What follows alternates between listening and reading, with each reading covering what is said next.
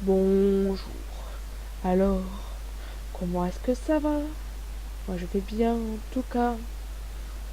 Alors on se retrouve pour la première vidéo scientifique de cette chaîne. C'est une vidéo sur l'exobiologie.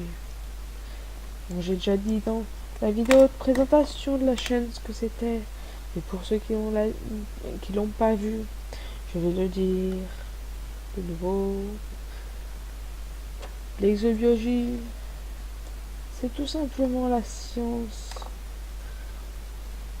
de la science d'imaginer à quoi pourraient ressembler des formes de vie extraterrestres, biologiquement réalistes, dans un environnement donné.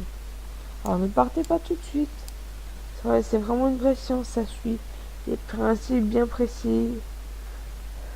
Voilà. Bon, il y a aussi pas mal de suppositions, évidemment. Et par rapport à des vrais principes de la biologie. Et évidemment, il y a quand même une part d'imagination. C'est presque de l'art. Parce qu'on fait du dessin quand même. Voilà. De la peinture. Certes. Mais c'est aussi de la science. C'est pour ça que j'ai voulu commencer avec ça. Genre, parce que ça va vous ouvrir à la science. De commencer avec un truc détente, on peut dire comme ça. Voilà.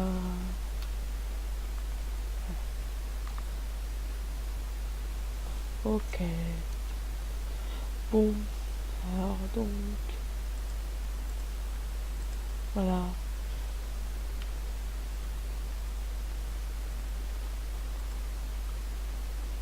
Ok, voilà.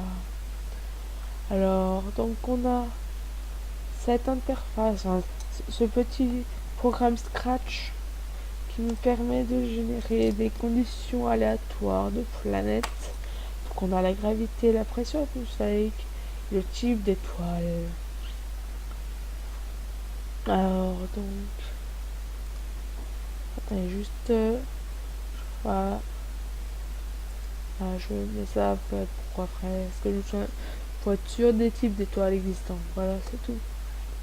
Alors donc, on a déjà la gravité qui se trouve être en G. Donc, les G c'est quoi? C'est tout simplement la gravité terrestre. La pression atmosphérique pareil. Elle est en atmosphère terrestre, tout simplement. Et le type d'étoile, donc on a les naines rouges, les naines jaunes comme notre soleil, les géantes jaunes et les géantes bleues.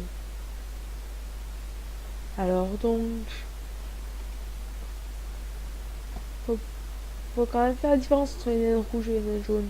Parce que les naines rouges sont en général beaucoup plus petites que les naines jaunes. Les naines jaunes c'est comme le soleil, alors que les naines rouges c'est vraiment minuscule, comme étoile. C'est vraiment les plus petites étoiles. Donc je vais commencer par la gravité pour vous expliquer les principes. Et après je vous expliquerai la pression et après les étoiles. Je vais mélanger un peu tout mais bon, voilà. Alors déjà la gravité. Plus la gravité est forte, plus les animaux vont être petits et trapus. Plus elle est faible, plus elle va être grand. Et évidemment, les animaux sont avec haute gravité vont plus facilement être avec des grosses pattes. Voilà. Ils auront de plus grosses pattes forcément et des pattes plus courtes. Enfin, c'est le principe d'être trapu, voilà. Voilà, bon, je sais même pas pourquoi j'ai précisé ça, mais bon, voilà. Alors, la pression atmosphérique. Plus la pression atmosphérique est élevée, plus l'environnement va être propice à des animaux volants. Ah, je vais te dire d'ailleurs que la gravité peut aussi faire varier les animaux volants, car si on a une faible gravité, il y aura plus d'animaux volants, forcément. Ils seront moins écrasés, ils pourront voler plus facilement et lutter plus facilement contre la gravité. La pression atmosphérique, c'est pareil, parce qu'ils pourront mieux s'appuyer sur l'air, vu qu'il y en aura plus. Donc, alors, rassurez-vous, on va pas faire petite application, après on va faire un test, voilà. Donc, ensuite, s'il y a une trop faible gravité, pression atmosphérique, je veux dire, ben, il est possible qu'il n'y ait pas d'eau, ou très peu, voilà. Qu'elle ne puisse subsister que dans les poches souterraines, voilà, tout simplement étanches. Et ce que dans d'autres endroits elle ne puisse pas y survivre. L'eau, liquide. Alors ensuite, les étoiles. On a déjà la naine rouge qui se trouve là. Et donc les naines rouges, là c'est les naines rouges, et ben déjà, vu qu'elles sont toutes petites, ce qu'on appelle la zone boucle d'or, c'est-à-dire la zone habitable de l'étoile, se trouve très près de l'étoile. La gravité de l'étoile fait que la planète montre toujours sa même face à l'étoile, tout comme notre lune nous montre toujours la même face. Voilà. Et donc, la naine rouge est de couleur rouge, et ça c'est pas rien, car une étoile rouge va donner des plantes noires. Ensuite, la naine jaune, c'est une étoile comme notre soleil, on peut imaginer proche de vie, assez proche des nôtres. La géante jaune, elle va donner des plantes vertes. En fait, les formes d'horizon seront assez proches de celles de notre aussi, voilà, de celles de notre planète. Bon, après, vous n'êtes pas censé faire exactement les mêmes créatures. Vous pouvez et vous inspirer de créatures terriennes, voilà. Alors ensuite, la géante bleue. La jolie, non, celle-là, je trouve. Et ben, donc elle est bleue, donc elle va produire des plantes de couleur grise. Et elle produit énormément de radiation. Donc il faut que les créatures résistent aux radiations. Voire les absorbent, pourquoi pas, comme certaines bactéries terriennes. Car oui, dans les centrales nucléaires, il y a des bactéries qui viennent pour absorber les radiations. Bon, je fais ça en petit. Puis là-dessus, je clique là, voilà. Donc on a une naine rouge, une gravité d'un G, et une pression atmosphérique de 2 atmosphères.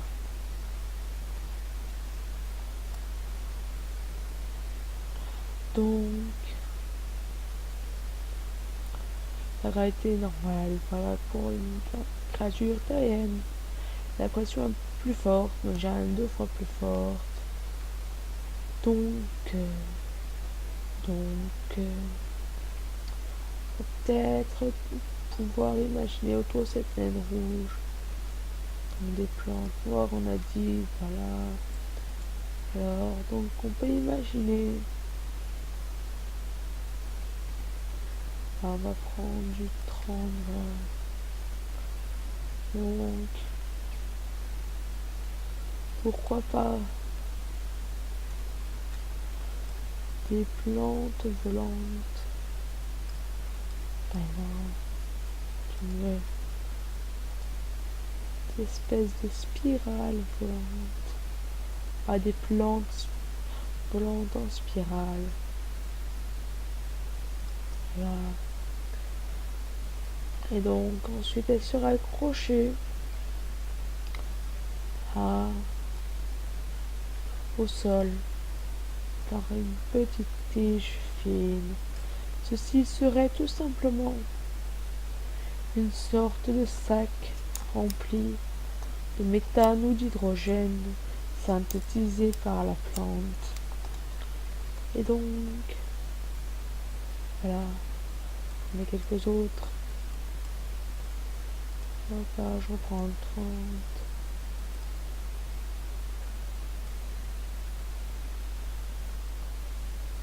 Là.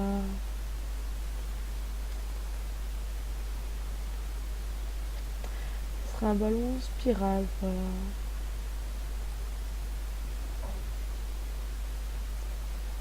Hop là. Bon, on voit pas le spirale, mais vous me voyez la faire. Voilà. Et donc ensuite, quand cette plante serait adulte, alors,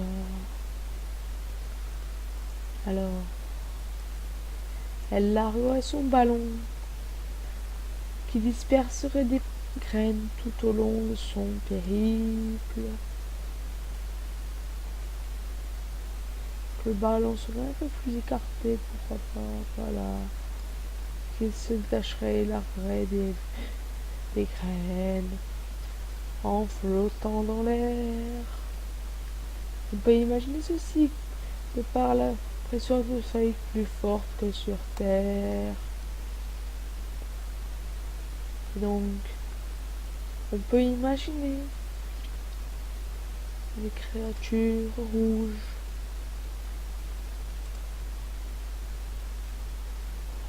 Que je sentis toujours bien. Qui aimeraient manger ces graines en vol. Voilà.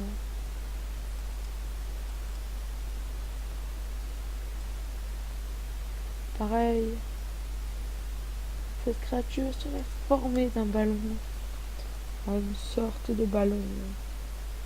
Elle serait pas vraiment un animal. Elle serait un peu une sorte. Bon, oui, ce serait un animal, mais assez éloigné des nôtres. On va dire ça comme ça. Voilà. Qu'après, animal, c'est vague. Un corail, c'est un animal. Voilà. Pourtant, ça n'a rien à voir avec une vache. Voilà. Donc, il se servirait du gaz de ces plantes pour voler lui-même. Et hop, respirer le gaz avec ses pattes quand la plante serait adulte. Voilà. Et donc ensuite une troisième créature. Alors j'aimerais créer au moins 3 créatures sur cette planète. Alors pourquoi pas.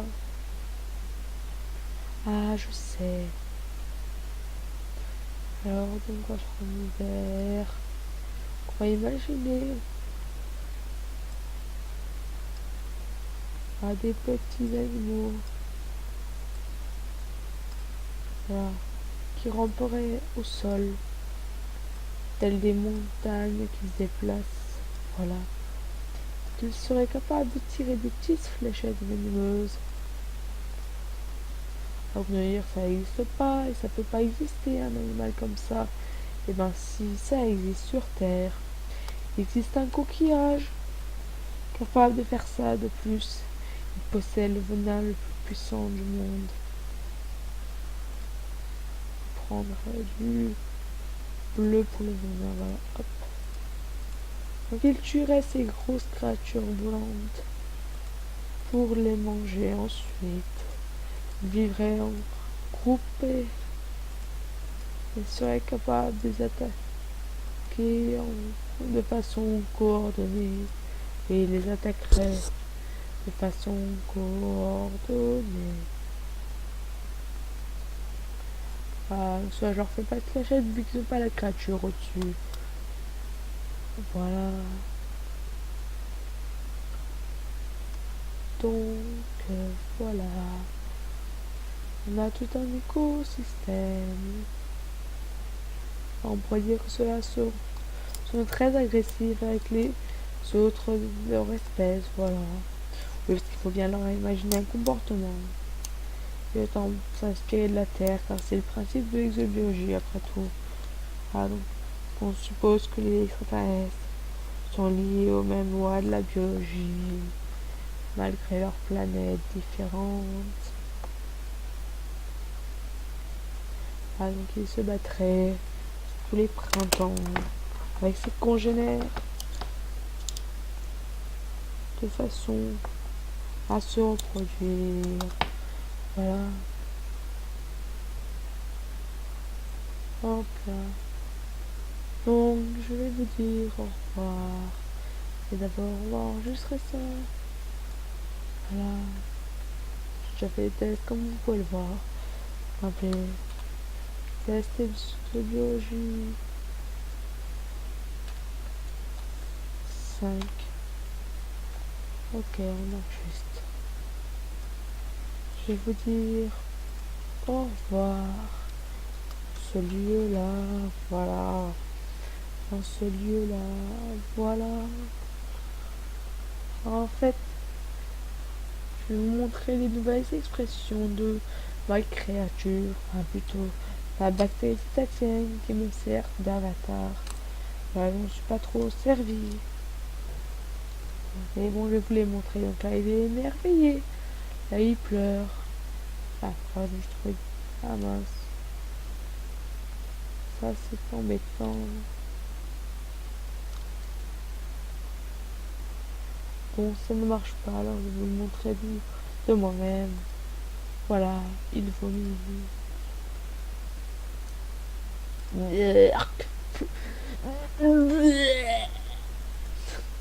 Bon, je sais, je fais très mal le vomi.